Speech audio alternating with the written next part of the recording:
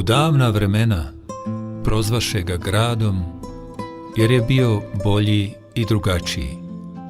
Imao je više kula od drugih, bio je kraljevski grad, baštinio je glagoljsku pisanu riječ, kovao je svoj novac i posjedovao ogromnu riznicu dragocjenosti koja je vijekovima pljačkana i raznošena na sve 4 strane svijeta.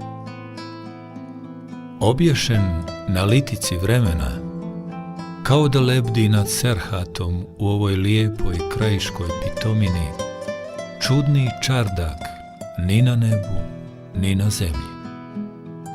Utonuo u mirisne behare hašlama, šeftelija i kestena, snije svoje najljepše priče o slavnoj i ponosnoj prošlosti pretočene u ep.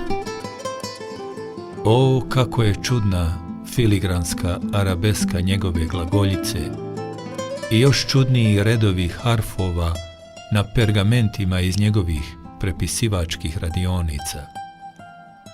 Simfonija u kamenu i stalno u ušima prisutni ritmički zvon glijeta koji sklada legende o djevojci Neymaru i tiho kao nekad kamen po kamen palača i još više grad.